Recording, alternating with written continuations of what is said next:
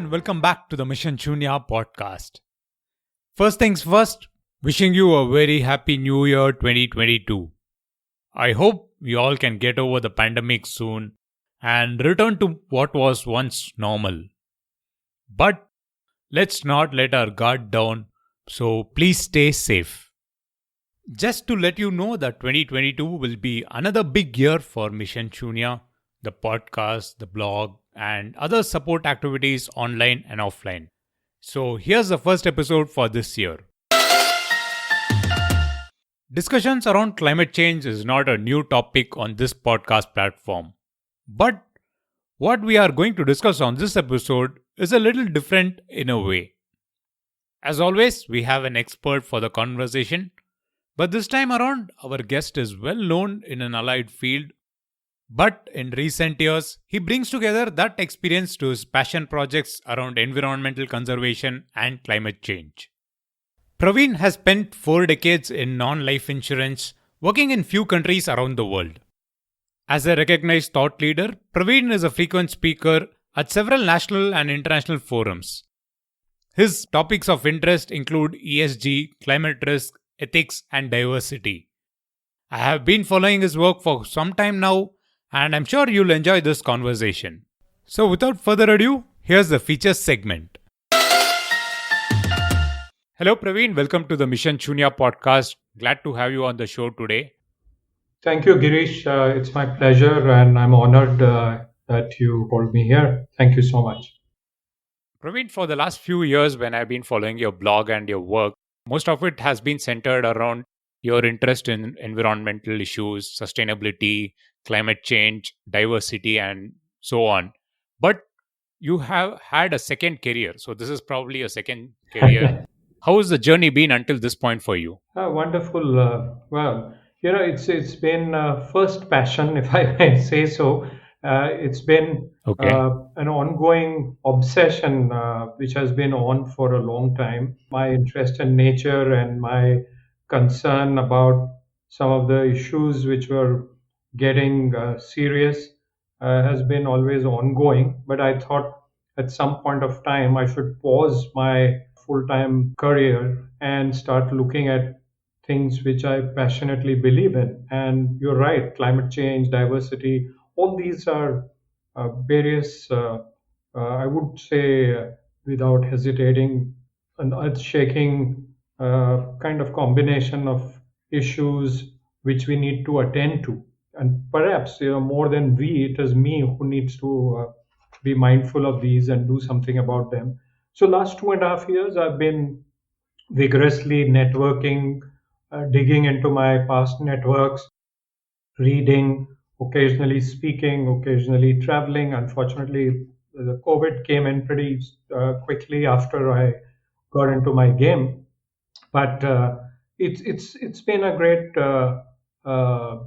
feeling to jump in and explore. And each day I realize how much new I have to learn, and how much of what I learn I need to share, and how much of what I learn each day becomes less and less every other day. So if I stop reading, every day I spend 6 to 7 hours reading, and I realize, wow, now I'm fairly up to date with most of the issues that I was exploring. But next day I realize I need to start with a zero again. So it's a very fascinating journey, and I'm sharing whatever I'm learning in the areas that are of most interest to me. I'm also aligning with young people, and that is most fascinating, because that's where I think we need to invest most, because they are the ones who are going to inherit the planet from us, and we better give it to them in as healthy a shape and form as possible. So that's a bit of roundabout answer, but that's how it feels. That is true. So, as a professional, you have been associated in the risk and insurance industry for a long time. And when you look at this, when you look at climate change, and at first, at the broad level, at the top level, what do you think are the major risks from climate change? Thanks for asking that. That's a very powerful inquiry, if I may say so, rather than just a question. And I'll borrow something from Tom Friedman, the famous author and journalist of our times, and he uses a phrase somewhere which says, "Father greed is pushing Mother Nature too hard, and Mother Nature is retaliating," and it's all resulting into what I believe is systemic risks. It's a combination of ever evolving known and unknown. Some of the known risks keep on intensifying as never before. Others are overlapping and or manifesting in hitherto unknown forms, making it a dangerous interplay. Yet others, like Correct. intergenerational, are of far-reaching consequences. The cut siloed approach, that is what bothers me, towards addressing them is not helpful at all. So storms, heat waves, glacial melt, sea levels going up, pollution, zoonotic diseases, all these are overlapping. And if you look at India, we face virtually all of this and much more. We have, we continue developing assets in vulnerable areas. Look at just sea level rise and just take three cities, Mumbai, Chennai, and Kolkata. All of them could be significantly underwater. Perhaps in many of us, you much younger than me, and God forbid, there could be a possibility that you could see it in your lifetime, and definitely the younger lot will see submergence of many of these cities. We'll have climate True. refugees. We have the Indo-Gangetic plains, which are fed by glacial waters. Eventually, the rivers emanating from Himalayas are all glacial fed, and if initially the glaciers will melt fast, and that will flood the plains, and then there will be no water because the glaciers would have gone. Now imagine uh, millions of people running towards cities. There'll be nothing to stop them or engage them uh, to divert them, and that's a huge risk. Look at what is happening. We used to take our west coast of the subcontinent for granted, that it is fairly free from major hurricanes or cyclones or whatever you call them, windstorms. It's the East Coast which is notorious. But now we're seeing Correct. increased climatic action leading to storms and hurricanes and cyclones building up on the Arabian Sea side. So it's not just the Bay of Bengal. Very recently, we had the cyclone Gulab originating from Bay of Bengal. Actually, when I was reading about it, I realized that the first buildup was in South China Sea, and then it crossed the Indian subcontinent, came across on the western coast, went as far as Oman, developed into what was named as Shaheen, and came and hit the west coast. Now, this certainly was one of the first major uh, kind of manifestation of this kind, but this was definitely not the last. Author Amitav Ghosh, I'd love to quote him because I follow him closely, and having known him from his times in the university I went to, basically he alludes to situation of Mumbai, particularly in context of two uh, nuclear facilities within the precincts of city of Mumbai as a Fukushima possibility. So these atomic power plants or facilities are located at sea level, and God forbid, as he says, if a storm or a hurricane or cyclone, whatever you call it, were to hit that side of the city directly, there would be a major panic and disaster. So all these things are building up. Now, when we think of all this, we are thinking of physical side of the risk. But then, city like Correct. Mumbai is the financial capital. It's not just Mumbai that will be impacted when you have panic. It's the boards who are also responsible for climate change and related manifestations, the stock price, the employee morale. the customers, other stakeholders, everyone gets drawn in. And then the insurers would react and they would say, okay, we will not cover this, or we will cover only this. And this is how we will price it because we can't help it. There'll be bankruptcies and Correct. stuff like that. We are seeing that in California. We're seeing that in Australia, and now in parts of Europe. So these are new, highly complex and destabilized domain of risks which is emerging, which includes the risk of collapse of key social and economic systems at local and potentially even global levels. According to the Institute of Public and Policy Research, this affects virtually all areas of policy and politics, and it's doubtful that societies are adequately prepared to manage this risk. The way we analyze, deal with, or anticipate these systemic risks need to be revisited. So we have a massive task on hand, and I think we are at best reactive. We need to wake up to all these realities, and these are things which make me sometimes over anxious. And that's the point, which I was trying to make when you first asked me about this journey. Uh, Thanks for giving me this Yes. opportunity to relay this message out to your network of listeners. You did mention about systemic risk and also what happens in a city like Mumbai where boardrooms and leadership kind of debate all these issues. Now, if you look at the perspective of businesses, I mean, all businesses to a large extent face risk from climate change. Yes. So, how do you think they are bracing up for this? I'm sure not everyone is on the same page, like in this matter. A lot of businesses are a little further ahead, and a lot of others are probably not even woken up to the reality. So, what's your take on that?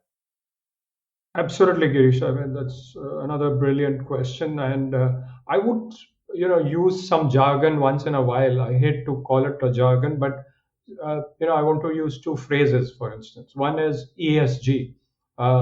It's the environmental societal governance.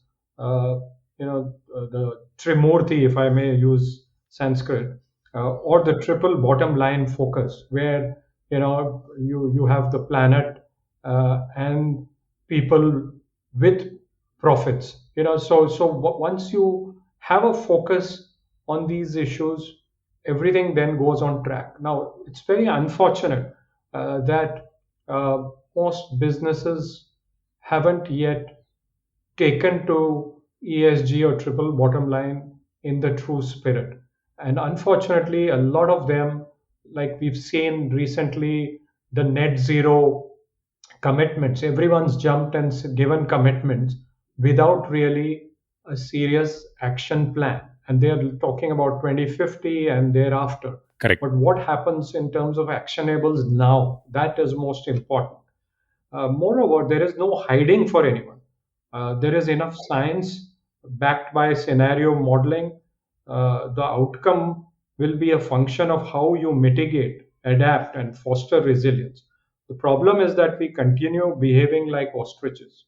The first line of action has to be, how do you decarbonize your business rather than indulge in ambiguous measures like carbon swaps or capture? Our ongoing overt addiction to fossil fuel, which is at the center of climate change, uh, or covertly by greenwashing what looks very rosy but isn't, will only lead us to stranding of assets, which is another phrase that most of us have to get used to. Correct. Moreover, there is a north south divide which is fairly significant. So, the global north's GHG, which is the greenhouse gas emission, has since the Industrial Revolution left very little room for the global north as it aspires to grow, and in the process emit. Uh, there's very little room left for them. Ironically, it is the global south which is already paying a price for the adventurism and plunder of the developed economies. You look at Africa, look at Pacific Islands.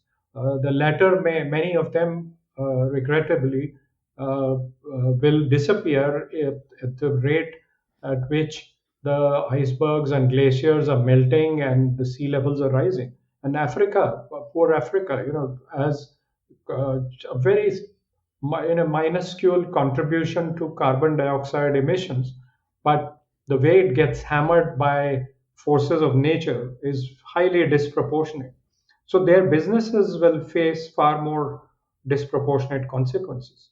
Much of Americas and Europe will be challenged by rising sea levels and the multiple consequences of warming. Russia, with truly little waterfront assets, and the Arctic meltdown was supposedly to benefit the most from this. Siberia is being touted to become a granary of the world. With the rapid permafrost thawing, release of methane, and the rising temperatures, the outcomes may turn out to be quite different. So there are too many unknowns, and we don't know which side all these trends or these forces will tip.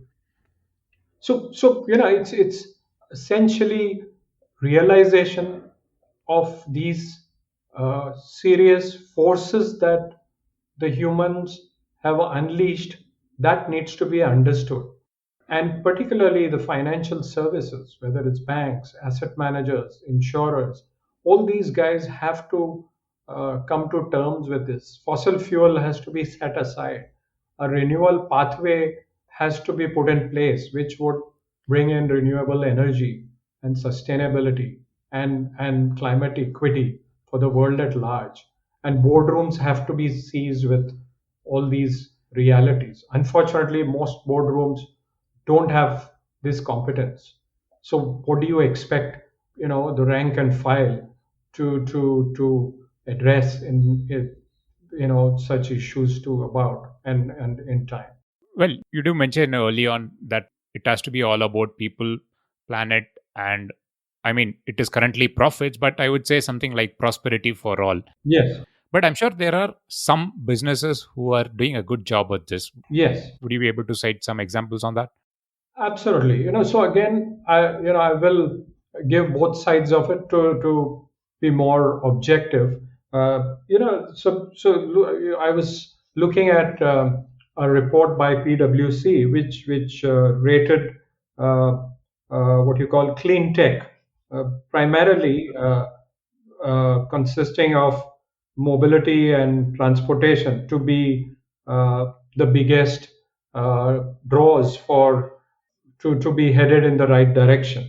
Likewise, two countries, Denmark and Costa Rica, they have really passionately gone for BOGA, which is Beyond Oil and Gas Alliance, and basically trying to totally decarbonize their industrial and every form of carbon footprint. Now, these are still very small successes, but once the build-up starts happening, they will be great role models. And I think we need more action, more dynamism in this space, more leadership, more stewardship to ensure this moves in the right direction. Who has consistently shown progress in this regard? Well, as I told you, transport mobility have attracted most capital.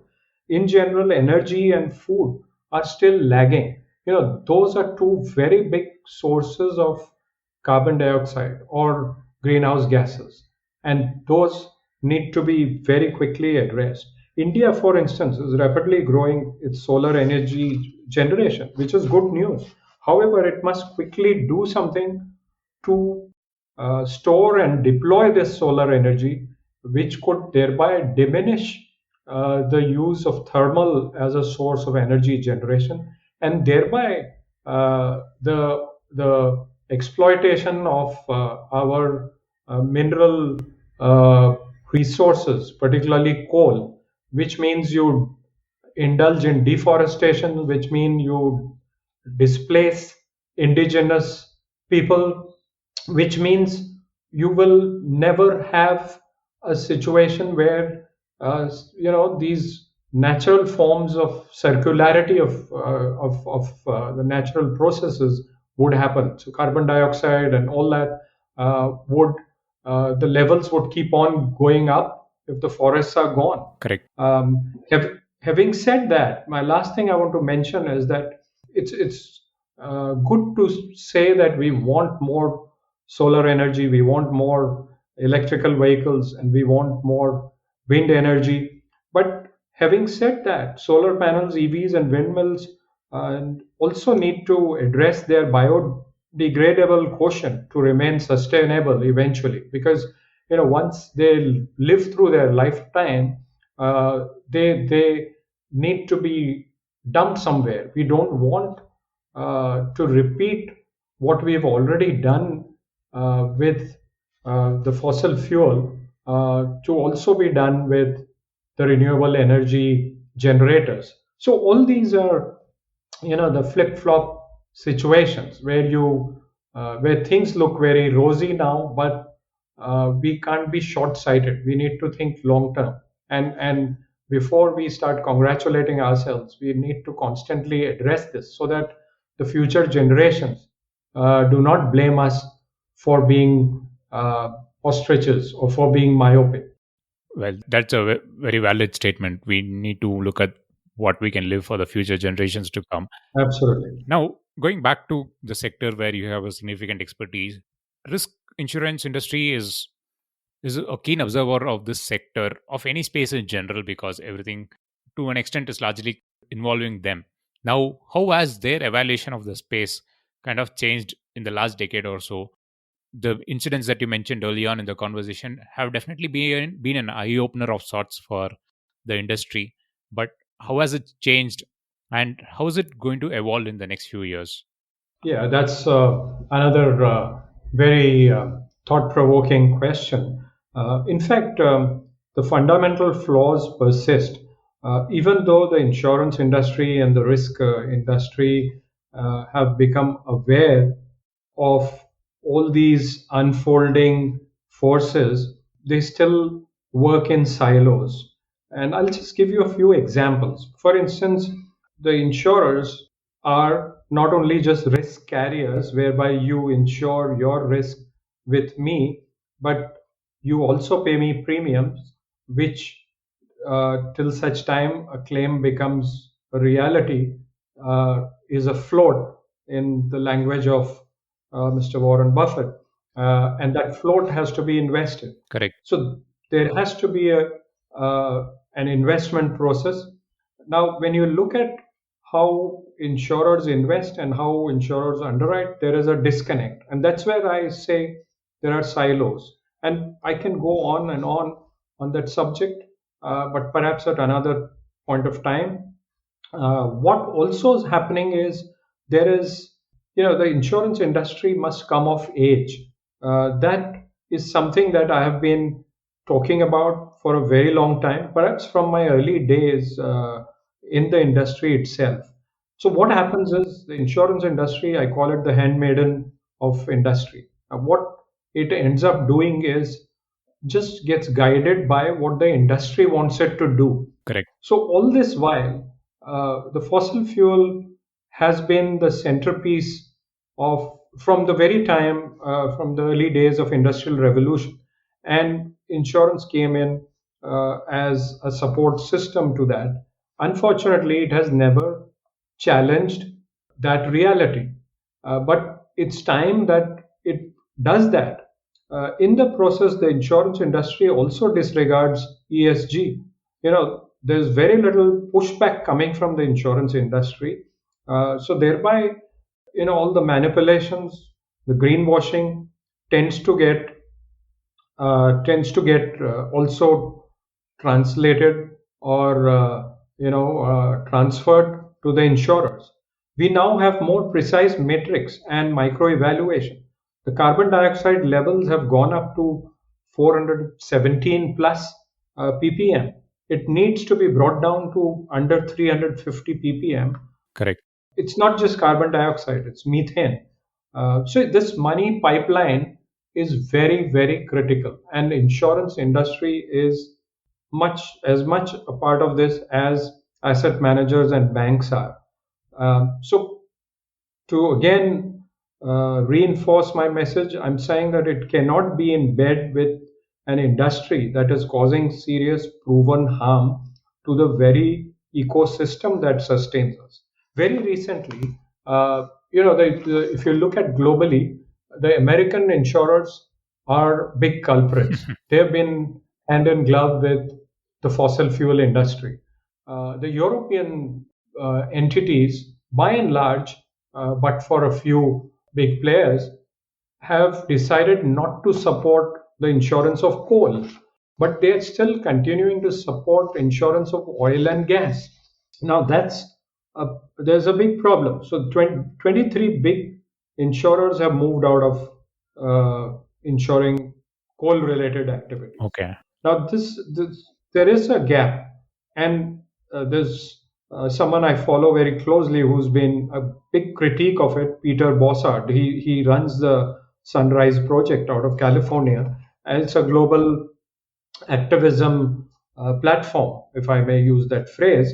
And he says that it's primarily, that the insurance industry has come out of the coal power because it only adds up to $6 billion of annual premiums, whereas the oil and gas accounts for 17 billion. So money, premiums, all these is short-sighted approach.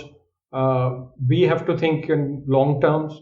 We have to keep this planet and its systems, the biodiversity, and all other planetary boundaries in a healthy shape. If we were to look at only short term benefits and profitability and quarter to quarter outcomes, then we are out to finish this planet, and the chances and hope for long term existence of not just Homo sapiens but all living forms. So that's the larger reality, Girish, which I thought I should take the liberty of highlighting, howsoever gruesome it looks, but that is how it is. Well, I really like the notion of the insurance industry in kind of looking at a sector from the premium that it offers. I'm sure all businesses look at that angle as well. But I'm sure that will also give insurance industry interest in climate change, because invariantly the premium is going to be high in the sector. So I hope they don't expect a higher premium because of climate change, but rather there is a systemic shift that happens in how businesses are acting towards it. Absolutely. So on that note, we will look at the other subject that is very close to your heart: diversity. Oh, yes. I mean, climate change, sustainability, but you still feel there is a lack of diversity in this space, right? Yes, absolutely. So, insurance, unfortunately, tends to keep itself aloof from other systems and the larger reality of this planet. And unfortunately, that's what I call operating in a silo. That's another manifestation. Now, look at, I am influenced by some of the thinkers, greatest thinkers of our times, and one of them is Sir David Attenborough. And he gives an example. And if I tell this to kind of a stereotypic insurance professional, he may wonder, why the hell am I telling this? But I'm going to say it anyway. Look at how important biodiversity is and how nature has created this planet and the planetary systems over billions of years of evolution, and resulted into millions of species, many of them over the last five extinctions, and the sixth one facing us, have disappeared. Yet the planet has amazing diversity, and insurance has to mimic that diversity. Now, what David says is, look at what have we made out of this planet. Who are the maximum creatures living on this planet? There's human beings, which is 7 billion plus. We have birds, which is again predominantly poultry. We have animals, which is the pace at which we are killing other animals, whether these are birds or terrestrial or ocean creatures. We are only left with the largest significant number is livestock. Correct. So are we doing with this planet, and how does insurance then come into play? Ancient forests are being denuded under the pretext of what you call search for new and new resources. We are so hungry for growth. We believe we by exploiting the planetary riches we can continue growing and prospering forever. But unfortunately, that is backfiring. And when you remove forests, you put in plantations. Now, one of the most fashionable thing today, and again, it is driven by partly human need and partly greed, is palm oil plantations. And palm oil is monoculture. It can never replace what the forests do. And again, we are triggering what you call tipping points, which could drive us into either to unknown and irreversible terrain. So basically, insurance has to be mindful of all these complexities. It can be a steward of change. It can always put its foot down, and that's what I meant when I said it should come of age. Correct. It can put its foot down and say, this is not good for the planet. This is not good for what we call the biodiversity and ecological services, BES in short. And there cannot be any quid pro quo. There cannot be any risk transfer of this kind.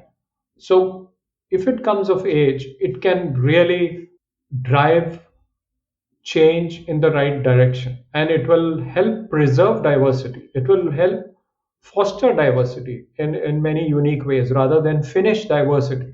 That's an interesting perspective, Praveen, on why diversity is crucial and how risk insurance industry can actually look at it and add value to this rather than not helping it in that front. So on that, we can have a final word on why is diversity really crucial for climate change. What's your view on that? Wonderful. Okay. So, I keep saying that it's not just about diversity, it's also inclusivity. Now, the challenge is, the globe, the planetary systems, everything are so amazingly diverse. But we tend to pick and choose things in our image. So we like to do things the way we with people we like. We like to do things which we believe more coming from people who are like us. Correct. So that is kind of narrowing the way we look at things and the way we action things. Unfortunately, that is not how it is. If only we bring in people who may have counter views, which is inclusivity, we will get to understand newer perspective. We will understand their points of view. We will also have more resilient and more outcome driven actions. So, like for instance, I had the pleasure of interviewing a lot of young women leaders, some of whom participated at the COP26, and some of them were watching it closely from wherever they were. One of the things they were all aghast about, that COP26 is the most important climate change event, which is supposed to be an annual thing. Last year, because of COVID, it could not take place. But having said that, basically, it was a white man's show. Even white women were denied major role at the leadership positions of COP26. Number two, most problems in this planet are faced by the global south, but it was global north which was predominantly present at that conference. Now, you exclude women from global south, you exclude youth from global south, you exclude indigenous people who are the real guardians of our forests and natural resources.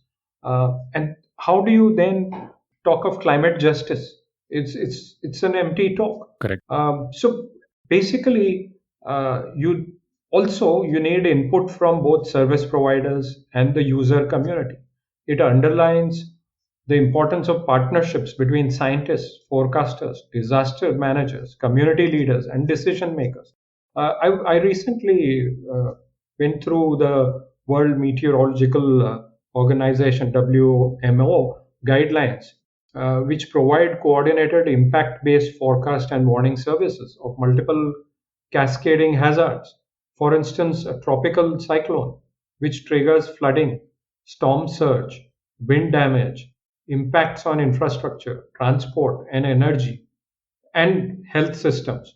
So this need to incorporate extensive inputs from both service providers and user community. It underlines the importance of partnerships between scientists, forecasters, disaster managers, community leaders, and decision makers. So this is what diversity is about. Correct. You can't sit in a silo. And the last thing I want to mention is that climate change has become a dominant, or has always been a dominant, European narrative. To gain acceptability and support in Global South, it must include the Global South's perspective as well. I can go on and on. Like, for instance, vaccines. I see COVID as an extension of climate change. We have pushed Mother Nature, and Mother Nature is now pushing us back in various forms. COVID is one of those. We've butchered the forests. We've not treated the inhabitants of forests well, and their diseases are jumping onto us, and COVID is one of them. How do you build vaccines? You can't have one kind of vaccine for a diverse genetic sample, which is quite differentiated across various continents of our planet. Africa, for instance, was left out from clinical trials, with the exception of South Africa. Now, tragedy number one is they haven't been receiving enough and timely vaccines for their large populations. Number two is basically, even though vaccines come, as an insurer of clinical trials, that was an area which fascinated me a lot. I was really wonderstruck as to why the clinical trials in Africa were not carried out, and whether the vaccines developed from trials in other populations would suit the African requirement. Now, all these are examples of how diversity manifests, not just in insurance, but in nature, in science, in all aspects. And unless we are inclusive, we are going to miss out, our long-term sustainability and well-being agenda.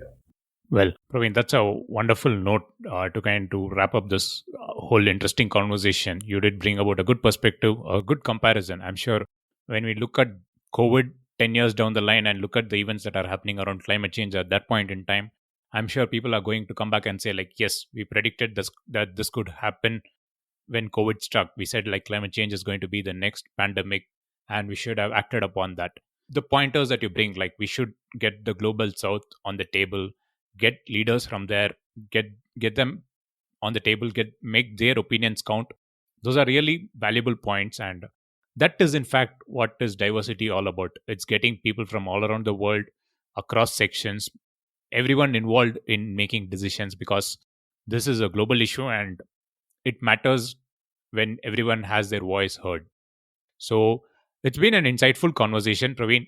You do bring a different perspective to the whole narrative about climate change from your experience in the risk industry, and also as an observer and as a passionate enthusiast in this space. So thanks for taking time to join me on the conversation today. It's my pleasure, as I said, Girish, and thank you very much for giving me this opportunity. I hope it will make sense to your network of listeners. And I'm always there to keep building on this. Thank you very much once again. I hope you found the conversation insightful. I'm sure most of the events mentioned by Praveen, the different hurricanes and other climate-related events, could be very fresh in our memories. To know more about Praveen and follow his work, you can connect on LinkedIn or follow the Diversity blog. The links will be in the show notes section as usual. He consistently posts new content that might be of interest to you. At this point, I would like to thank Gabriel, who was a guest on our podcast from Planet Tracker, for introducing me to Praveen. If you have any feedback or suggestions, you can reach me via email. MissionShunya@gmail.com is the ID. Or you can follow Mission Shunya across social media channels. The handle is @Mission Shunya. I will be back in 2 weeks' time with yet another insightful conversation. Until then, this is Girish Shivakumar signing off. And as always, thank you for listening.